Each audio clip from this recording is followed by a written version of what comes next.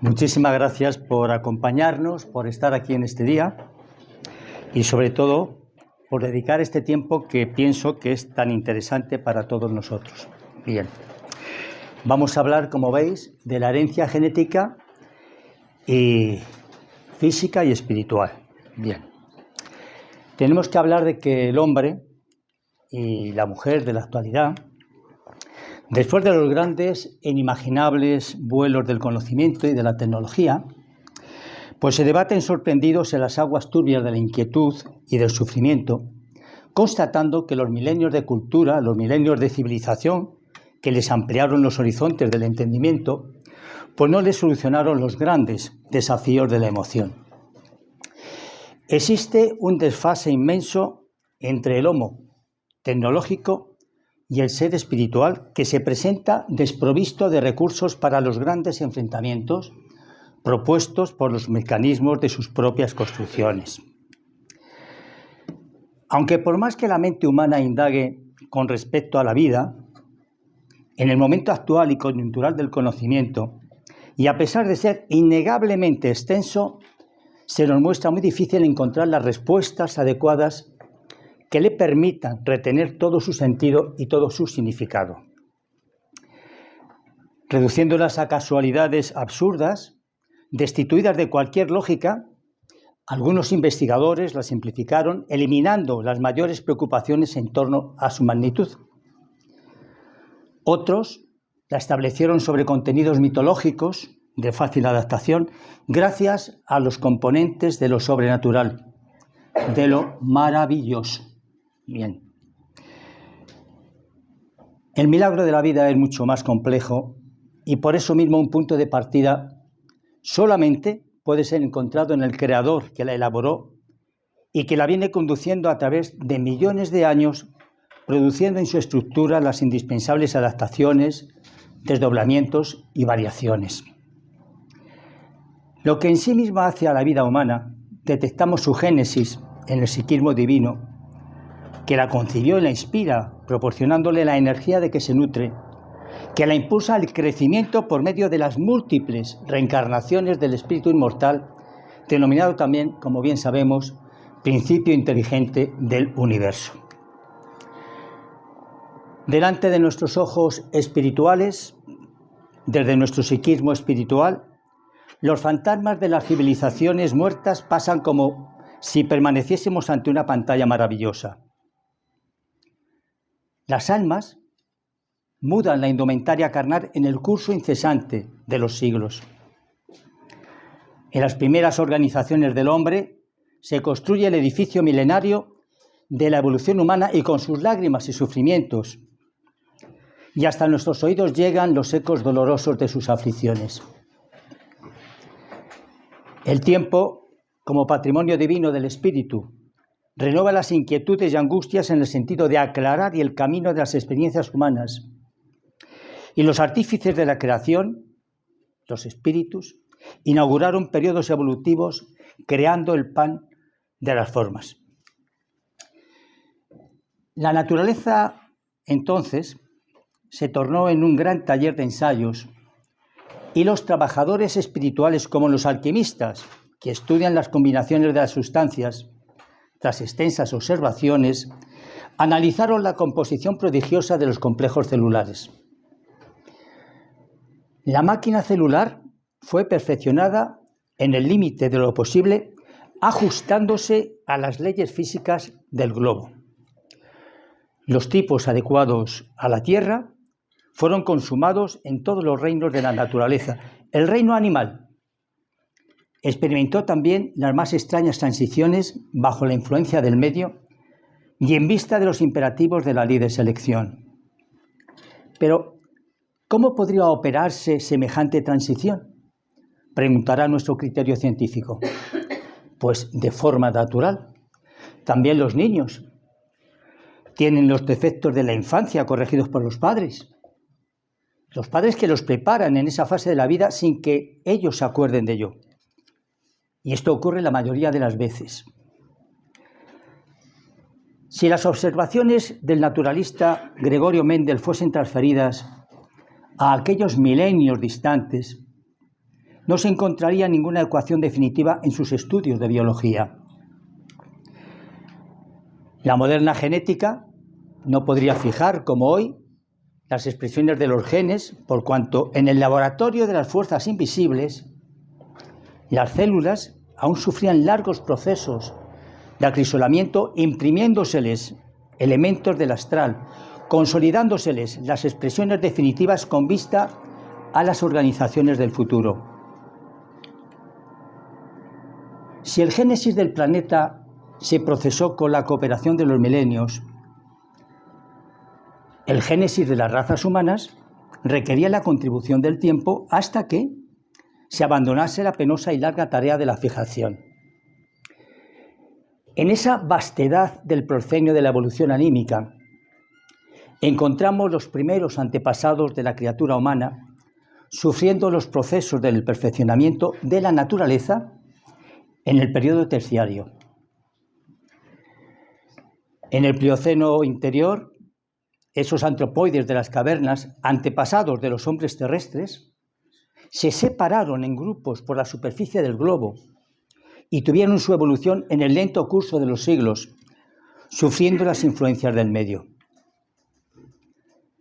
Las entidades espirituales auxiliaron al hombre del Siles, sometiéndole a extraordinarias experiencias e imprimiéndole nuevas expresiones biológicas.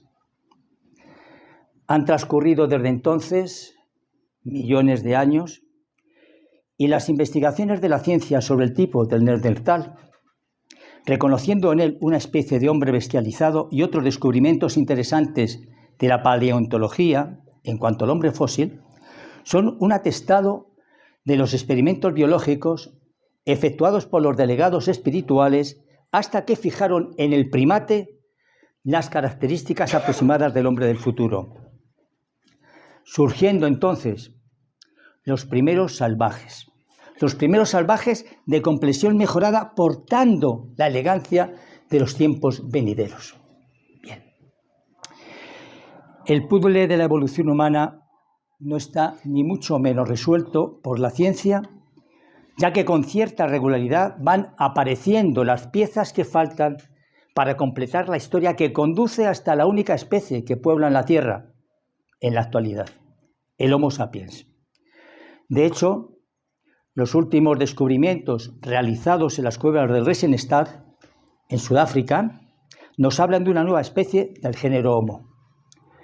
Y se trata del bautizado como Homo naledi, en homenaje al lugar donde fueron hallados los restos, es decir, Naledi.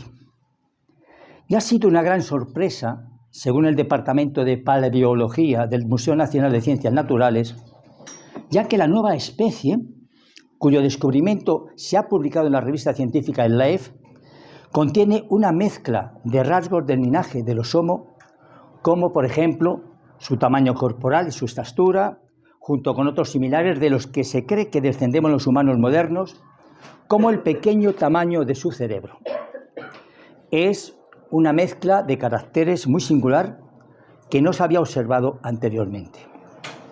Cerebro muy pequeño, talla de humano de tamaño medio, manos muy primitivas pero con extremos de los dedos muy evolucionados para la manipulación, pies modernos, etc.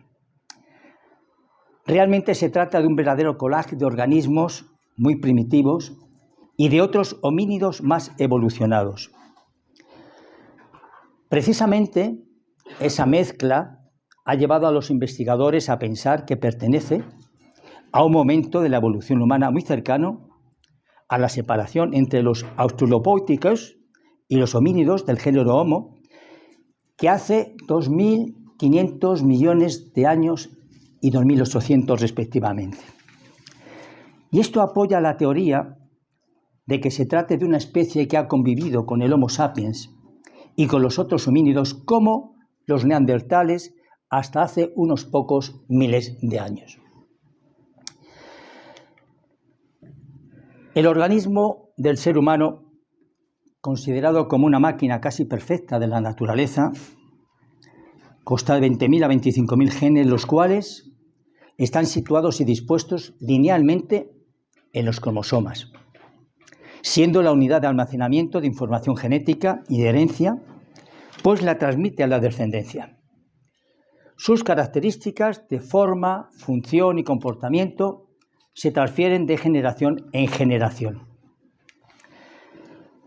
El concepto de gen, cuya palabra fue acuñada en 1909 por el botánico danés Wilhelm Johannsen, a partir de una palabra griega que significa generar, refiriéndose a la unidad física y funcional de la herencia genética, ha ido variando a lo largo del tiempo conforme ha avanzado la ciencia que lo estudia, la genética. El ser humano estableció como necesidades propias de la vida aquellas que corresponden a los fenómenos fisiológicos, con toda su gama de imposiciones: la alimentación, la habitación, el abrigo, la seguridad, la reproducción, el bienestar, la posición social. Podremos denominar esas necesidades como inmediatas o inferiores bajo el punto de vista psicológico y ético-estético. Toda herencia antropológica se sitúa en los automatismos básicos de la sobrevivencia en el cuerpo, en la lucha con las demás especies, en la previsión mediante el almacenamiento de productos que le garanticen la continuidad de la vida, en la procreación y en defensa de los hijos y de la propiedad. Y para que pudiese seguir con garantías el hombre, se volvió guerrero y desconfiado, desarrollando el instinto de conservación desde depurar el olfato hasta la percepción intuitiva del peligro.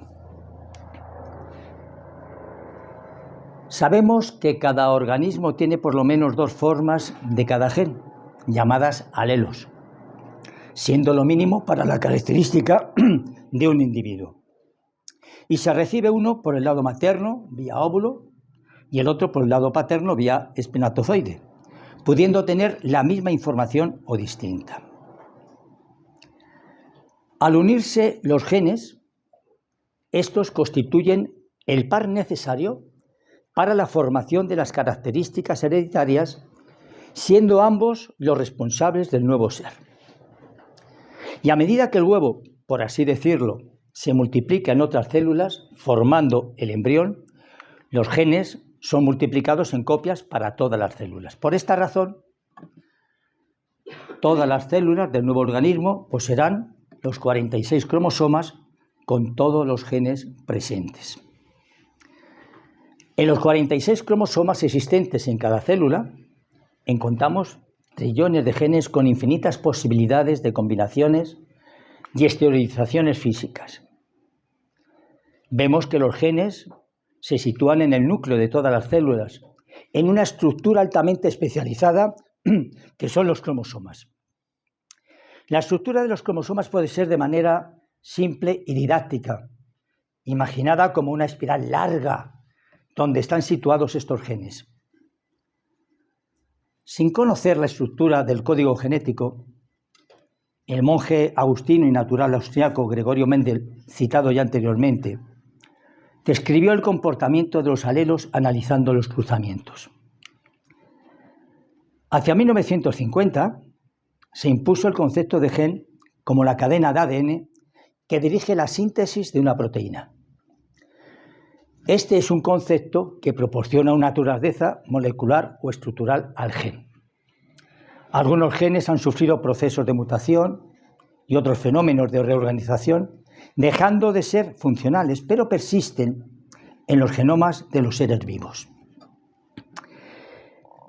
Al dejar de tener función, se denominan pseudogenes que constituyen un recurso evolutivo para la especie, ya que son regiones que pueden aceptar mutaciones y generar nuevas funciones, sin perjuicio de las funciones que ya se desarrollan en el organismo, siendo muy parecidos a otros genes del mismo organismo que sean funcionales.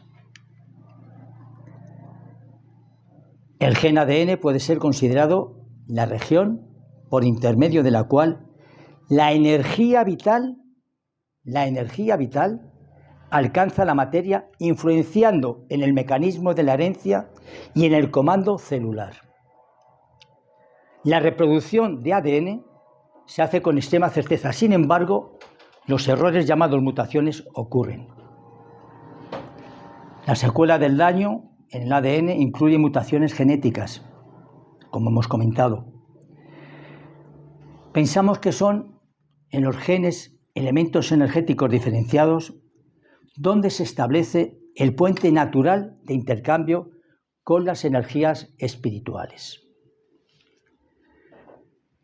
Las informaciones y orientaciones venidas de las capas profundas y desconocidas de la energética espiritual pasarían inicialmente a las capas del perispíritu, es decir, del cuerpo espiritual, y de las capas perispirituales penetrarían en la energía vital del núcleo de las células, alcanzando los genes en los cromosomas. El hombre es un conjunto de elementos que se ajustan e interpenetran a fin de condensarse en una estructura biológica formada por el espíritu, ser eterno, persistente y sobreviviente al cuerpo somático, el perispíritu. El perispíritu, llamado también modelo organizador biológico, que es el principio intermediario, sustancia semimaterial que sirve de primer envoltorio al espíritu y que liga el alma al cuerpo. Tal como en un fruto, el germen, el periesperma y la cáscara y el cuerpo, que es el envoltorio material.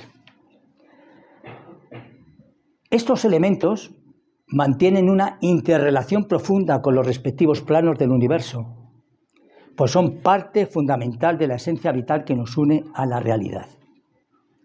El perispíritu, del cual vamos a hablar ampliamente esta tarde, denominado también cuerpo astral, es constituido por varios tipos de fluido, de energía o de materia hiperfísica, siendo el lazo que une el espíritu al cuerpo somático. De máxima importancia en el complejo humano, el perispíritu se encarga de plasmar en el cuerpo físico las necesidades morales evolutivas a través de los genes y los cromosomas, puesto que siendo indestructible se hace etéreo y se purifica durante los elevados procesos reencarnatorios. Se puede decir que el perispíritu es el esbozo, el modelo, la forma en que se desarrolla el cuerpo físico. Es en su intimidad energética donde se aglutinan y se modelan los órganos, proporcionándoles el funcionamiento. En el perispíritu se expresan las manifestaciones de la vida durante el cuerpo físico. Es el conductor de la energía que establece la duración de la vida física, siendo responsable por la memoria de las existencias pasadas, que las archiva las telas sutiles del inconsciente actual, proporcionándoles reflejos o recuerdos esporádicos de las vidas anteriores. Los determinantes biológicos, consecuentes de los mecanismos kármicos, son los responsables por el equilibrio o desarmonía en el binomio salud-enfermedad, en razón de las necesidades de evolución impuestas por el perispíritu, encargado de almacenar las conquistas evolutivas que se originan en las acciones del espíritu sobre la materia en el curso de las experiencias pasadas.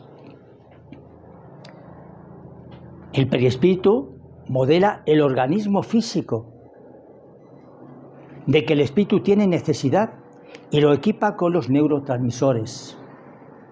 Los neurotransmisores cerebrales capaces de reflejar los fenómenos rescates indispensables para el equilibrio. De esa forma, cada ser en desarrollo, aquí en la Tierra, poseemos un cuerpo que nos es necesario para la evolución, respetando un orden biológico acorde con nuestra naturaleza.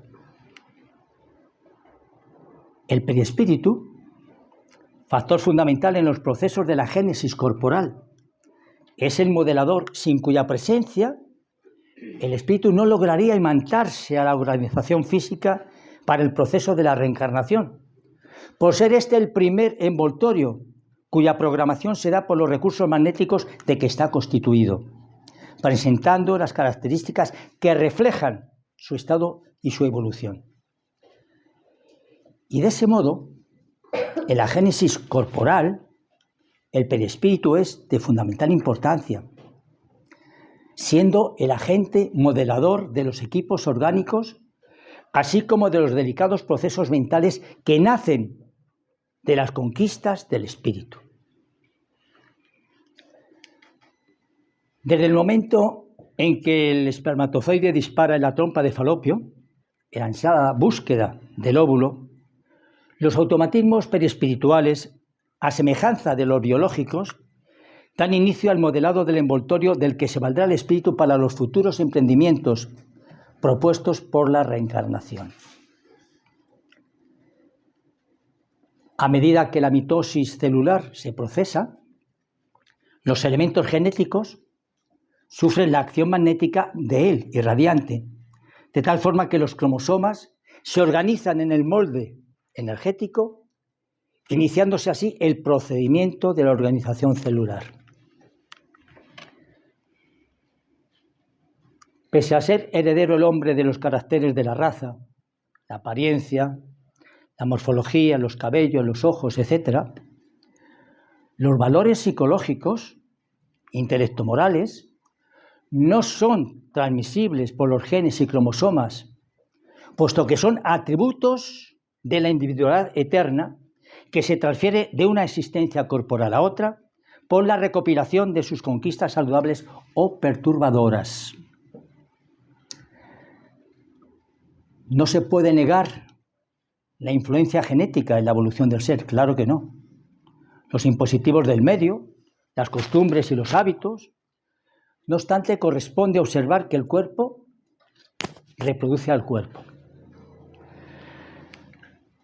Desde que el hombre es espíritu y éste energía, sus heridas permanecen impregnadas produciendo las úlceras alucinantes donde quiera que se encuentren, en el cuerpo o fuera de él. Las importantes sumas de enfermedades físicas y mentales del hombre nos certifica que es un ser incompleto. Su estructura orgánica, constituida en los milenios de la evolución antropológica, aún padece de la fragilidad de los elementos que la constituyen. Vulnerable a transformaciones degenerativas, es un tejido que reviste al psiquismo y que a través de sus nuevas neuronas cerebrales se exterioriza afirmando la preexistencia de la conciencia independiente de las moléculas que constituyen su organización material. Las dolencias orgánicas se instalan en él como consecuencia de las necesidades kármicas que le son inherentes, convocando al ser a reflexiones y reformulaciones morales propiciatorias del reequilibrio. En las patologías congénitas, el psicosoma impone los factores kármicos modeladores que son necesarios a la evolución y lo hace bajo imperativos que le impiden, por los límites y las imposiciones difíciles, a la reincidencia del fracaso moral. Los espíritus evolucionados, dueños de realizaciones propias, según nos transmite el espíritu de Emmanuel a través de la psicografía de Francisco Cándido Xavier, cooperan en el desarrollo del embrión del cuerpo, en el cual van a reencarnar, actuando en los complejos celulares de la herencia física, a fin de que el cuerpo futuro esté dotado de ciertos elementos aptos para satisfacer las circunstancias de la prueba o misión que hayan que cumplir. Sin embargo, aquellos otros espíritus indiferentes, rebeldes, agresivos, desprovistos de los valores propios indispensables, han de aceptar la deliberación de los benefactores espirituales, los cuales escogen los medios que merecen o que les son imprescindibles en el proceso de rescate o de evolución debido a los compromisos adquiridos anteriormente y no resueltos aún. No podemos olvidar que en el nacimiento de los seres humanos existen fenómenos dolorosos, fenómenos que se derivan del conjunto de las pruebas purificadoras, recordando asimismo que ese amplio taller es el que vamos a tener en el mundo terrestre y que siendo pues todavía una escuela preparatoria para todos nosotros, que nos encontramos intentando perfeccionarnos, pero no solo para los padres sensibles ocurre esto, sino además para el espíritu encarnado que se encuentra bajo condiciones de penosos rescates de un pasado delictivo. Algunos científicos de la actualidad proclaman la combinación de genes para otorgar al hombre ciertas facultades o determinadas vocaciones, pero desconocen que ellas son atributos de la individualidad espiritual inaccesible a los procesos de observación del hombre de ciencia. Los genetistas son capaces de realizar numerosas demostraciones en las células materiales. Sin embargo, tales experiencias no pasarán de esa zona superficial cuando se trate de las conquistas de las pruebas o de la situación evolutiva de los espíritus encarnados. Las leyes de la genética se hallan presididas por numerosos agentes psíquicos que la ciencia de la Tierra está lejos de formular dentro de los postulados materialistas. Y muchas veces esos agentes psíquicos son puestos en acción por los mensajeros del plano espiritual encargados de esta o aquella misión junto a las corrientes de la profunda fuente de la vida.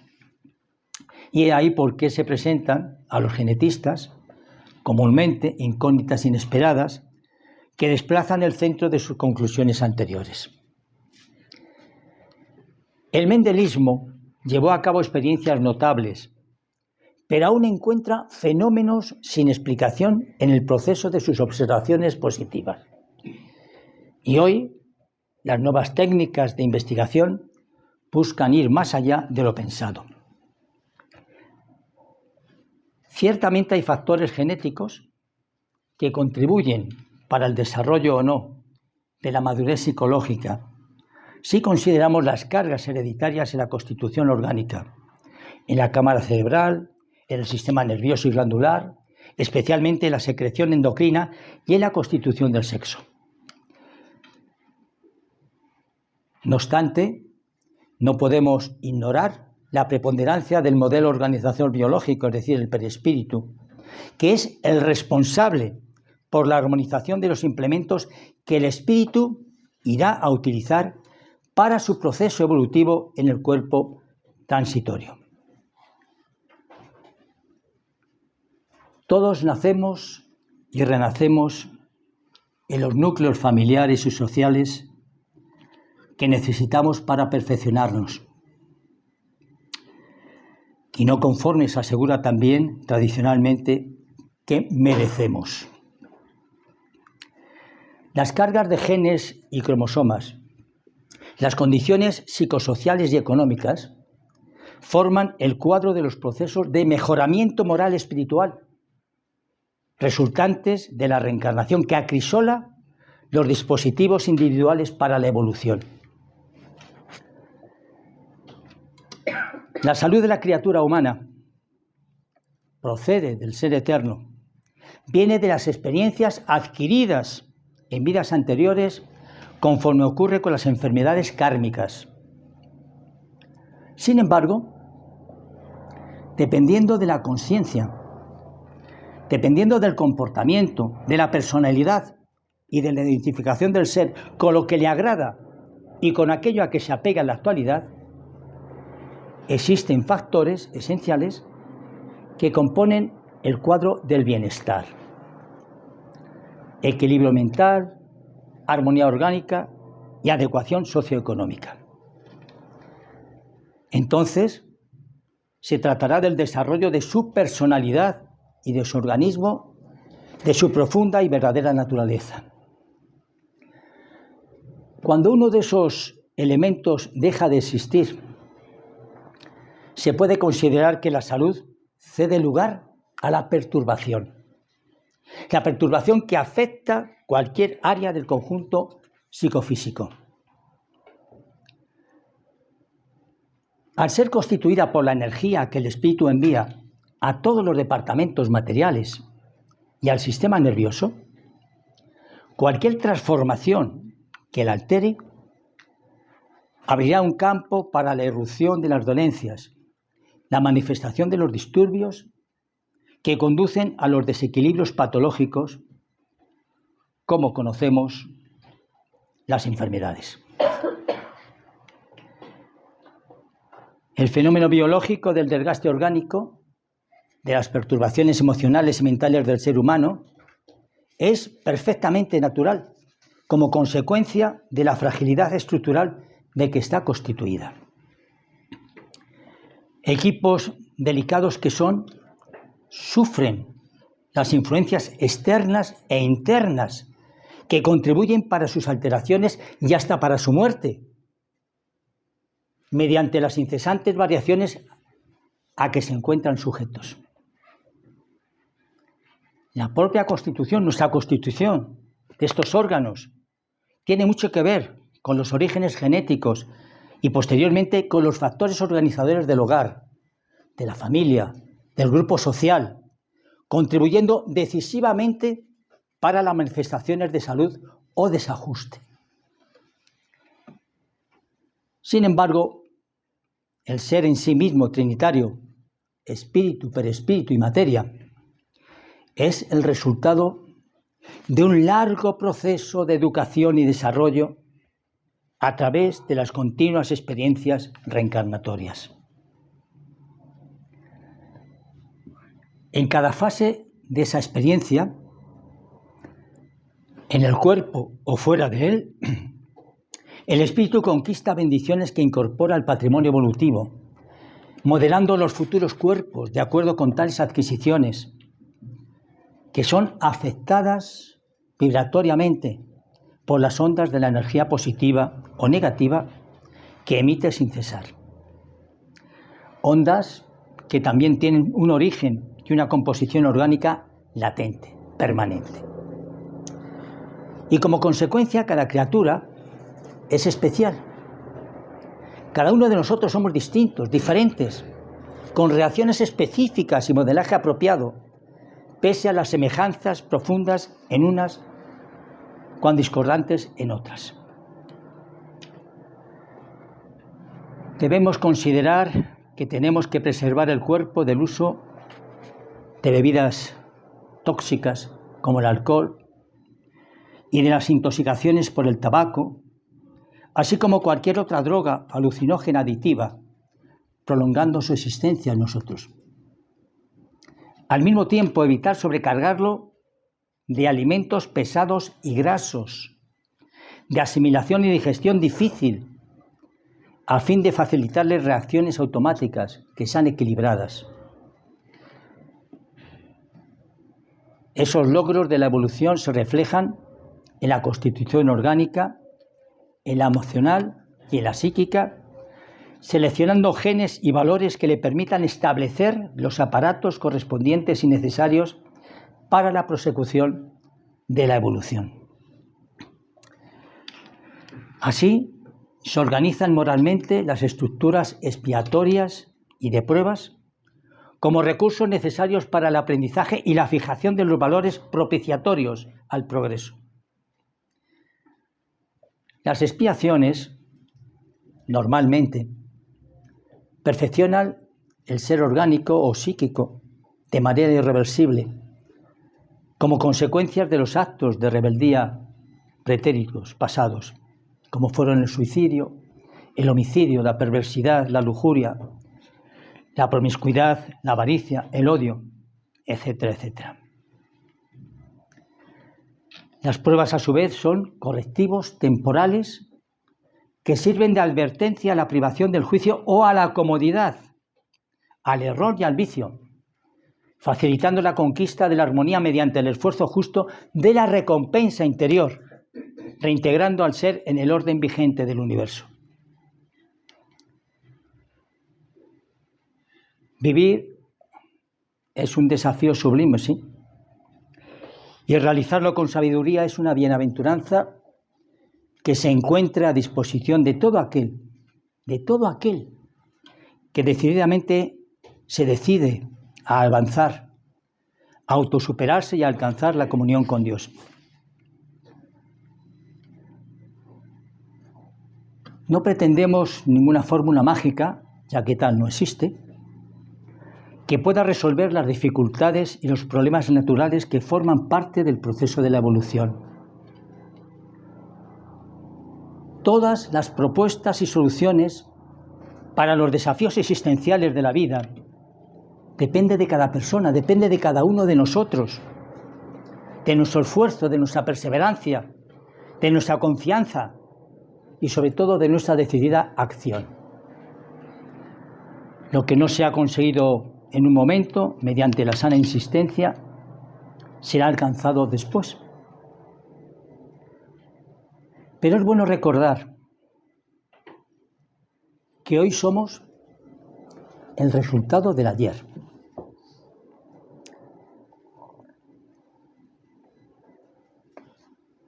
Que esta vida que tenemos es la que nos ha marcado nuestras experiencias vividas anteriormente y que actualmente, ahora mismo, hoy, en este momento, a las 8 menos 20 de la tarde, estamos construyendo el mañana que dependerá de la vida que hayamos realizado cada uno de nosotros. Aquellos que un día despertamos, aquellos que conocimos la doctrina espírita, y que profundizamos en ella, no simplemente vemos los libros ahí expuestos, sino que los leemos, que nos alimenta el espíritu, el conocimiento, el saber. Tenemos una llave importante, esta llave que veis ahí. Él también la encontró levantando un poquito el telón. Y a través de esa llave, nosotros podemos, como decíamos antes, gracias a nuestra insistencia, gracias a nuestra voluntad, a nuestra perseverancia, apartando nuestra comodidad, que nos invade muchas de las veces, podemos seguir mejorando y progresando porque,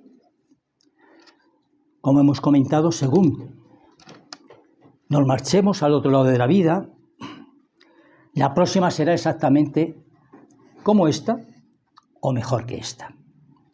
Vamos a procurar que sea mejor. Vamos a procurar que nuestro dolor, nuestro sufrimiento, nuestro desconocimiento de la vida desaparezca y volvamos con otros planes distintos, con otros planes que nos sirvan para mejorar no solamente nosotros, sino también todos aquellos que conviven a nuestro alrededor, fundamentalmente nuestra familia, nuestro núcleo familiar, porque no estamos reunidos por causalidad, o sí estamos reunidos por causalidad, ¿verdad que sí? En ello nos encontramos todos intentando avanzar, intentando mejorar, pero sobre todo, a mí me gustaría un día más agradecer al maestro leonés, Allan Kardec, su esfuerzo, su dedicación, su voluntad, su conocimiento, porque gracias a él los espíritus mayores nos transmitieron todos aquellos conocimientos a través de la presentación del libro de los espíritus el 18 de abril de 1857 en París, en la Galería de Orleans, siendo la obra más importante del siglo XIX, que nos ha servido para despertar, para conocer, para saber qué es lo que nos rodea, porque todos cuantos estamos aquí, todos, somos espíritus, provisionalmente encarnados. Pero nuestra patria está al otro lado de la vida física, y es allí a donde hemos de volver para seguir trabajando, para seguir luchando y para seguir mejorando. Muchísimas gracias a todos y ya veis la llave que debemos de abrir nuestro interior para ser mejor de lo que somos. Muchas gracias. Si tenéis alguna pregunta que queráis hacer, dime. Quería preguntar si el perispíritu que se coge de los fluidos del mismo mundo que está habitado, sí. Si nosotros fuéramos a otro mundo, ¿deberíamos cambiar entonces ese tipo de perispíritu? Si vamos a otro mundo es porque nuestro perispíritu ha cambiado, ha mejorado. Es decir, de tener un cuerpo fluídico oscuro, a tener un cuerpo esclarecedor, más fluido, más etéreo. Eso nos permite ir a otros planos evolutivos superiores a la Tierra. Y si no es así, no podremos ir a otros lugares. Así como los espíritus superiores pueden bajar su nivel de vibración hasta nosotros no podemos ascender, porque nos encontramos limitados por la vibración. Lola. Entonces, ¿el espíritu mejora o el perispíritu mejora? Hombre, claro. Si lógicamente es el esbozo, es el cuerpo, es donde se refleja todos los avances que podemos tener y todos los retrasos que podemos tener también. Es el que nos va a servir para ir al mundo mayor, porque dejaremos aquí, lógicamente, la materia, pero lo que irá hacia allá será nuestro perispíritu con todas nuestras virtudes, nuestras experiencias, nuestras adicciones, nuestra sensibilidad, nuestros cariños, todo eso será lo que nos lleva al otro lado de la vida. Más cosas. Sí. Había una frase que decía: las dolencias son avisos de un anhelo de equilibrio. Claro. Las dolencias, los dolores que podemos tener ya nos está diciendo que estamos actuando mal, que hay algo en nosotros que nos está desajustando. ¿Y esas dolencias tienen que ver con el perispíritu también? Es que el perispíritu es el que sirve las dolencias. Tú sientes por el perispíritu, que el perispíritu se transfiere al cuerpo físico. O sea que también puedes enfermar en el perispíritu. Claro. Las enfermedades se reflejan, las enfermedades se reflejan todo en el cuerpo espiritual. Sí. ¿Es de ida y vuelta? Sí. Sí, porque o sea, también... Sí, una también, práctica aquí puede enfermar el perispíritu. Efectivamente. Y una práctica que trae puede enfermar el cuerpo. Exacto. Sí. Rafa. La dolencia puede ser de esta vida o de vidas pasadas o ambas. Pues puede ser de ambas, efectivamente. Podemos traer dolencias del mundo espiritual, de otras experiencias, de otras vidas que hayamos tenido o que las hayamos adquirido aquí. Porque muchas de las veces decimos, no, es que cuando he nacido ya he venido con esto. Pues no, porque en esta vida adquirimos muchas imperfecciones y adquirimos muchos males por nuestros comportamientos. ¿Y cómo uno enferma a un perispíritu? O sea, ¿cuál es una enfermedad de un perispíritu, por ejemplo? No entiendo esa parte. Es que se refleja, Lins. La enfermedad física que tú puedas tener está reflejada por el perispíritu. El perispíritu es el que emana toda esa enfermedad. Yo pensaba que solamente la carne era... la carne es el reflejo del perispíritu. ¿Comprendes? Por eso, cuando tú desencarnas y dejas la materia, el perispíritu se lleva muchas enfermedades para allí. De hecho, tienen que llevarlos a los hospitales espirituales para sanarlos y arreglarlos. Una persona que, por ejemplo, pues que bebe mucho, como José. Ahora, bueno, eso es lo que dices, agua. Lógicamente, eso en el perispíritu se va marcando y el perispíritu lo va enviando a su cuerpo físico. Cuando él desencarne, que te falta mucho, no te preocupes. Cuando él desencarne y vaya al mundo espiritual, él habrá dejado aquí la enfermedad de su cuerpo físico, pero no su perispíritu. Su perispíritu, si él ha tenido un problema de hígado, su hígado espiritual irá al mundo mayor, donde le tratarán para intentar, lógicamente, aliviar esa parte espiritual. Pero no te cura. ¿O sí? Pero si te lo traes, porque yo recuerdo que yo con 7 años quería fumar. Entonces, según lo que estás diciendo, Yo debo venir de una vida Claro, obsesa de tabaco, claro. que lo único que quería era tenerla arreglada. Y una de las pruebas que has superado ha sido la de dejar de fumar. Sí. Son pruebas que se nos imponen de experiencias que hemos tenido anteriormente y que nuestro espíritu tiene almacenadas. Claro. Cuando es compuesto a través de las células, como hemos explicado, 2, 4, 8, así hasta millones y millones y millones, él va reflejando en el embrión el cuerpo que va a formar la próxima vida. Donde, lógicamente, si tú has tenido esa inclinación, se va a reflejar también. Pero te dan las oportunidades, como hemos visto, te dan las oportunidades de que tú, a través de tus comportamientos, a través de tu estudio, a través de saber quién eres y hacia dónde vas, tú puedas limpiar, regenerar toda esa parte. Es decir, que no todas las enfermedades que podamos traer del mundo mayor se van a repetir aquí. ¿Por qué? Pues porque muchas de las personas son cariñosas, agradables, caritativas, y son actos que, lógicamente, el ser, el espíritu, va captando y va transmitiendo al perispíritu. ¿Comprendes? No todo se va a desarrollar. No, es que yo he desarrollado esto porque lo he traído del otro lado. Pues lo has desarrollado porque aquí te has comportado mal. Has hecho cosas que no debías de haber hecho. Y estabas predispuesto a ello. ¿Cuántas veces hemos hablado de aquellos que se quitan la vida, ¿no? Y que vienen con esa idea. Cuando vuelven a reencarnar otra vez, eso lo llevan grabado en su ordenador. Y es algo a lo que se tienen que enfrentar en el día a día, porque lo tienen como algo propio, algo de ellos. Está imantado ahí. Y es esa lucha continua, quítate la vida, quítate la vida, quítate la vida, quítate la vida, como lo hiciste ya la vez anterior. Repite, repite, repite. Y entonces es la lucha que él tiene precisamente para vencer esa situación. ¿Más preguntas? Sí. El perispíritu, has estado hablando antes, Miguel, de que era semimaterial. Sí. ¿También es molecular? ¿También tiene Sí, claro, sí, son las moléculas espirituales. Tiene moléculas espirituales, naturalmente. Por eso se adapta Y células, claro. Está repetido todos los órganos que nosotros tenemos, todos, sin excepción, lo tiene el perispíritu.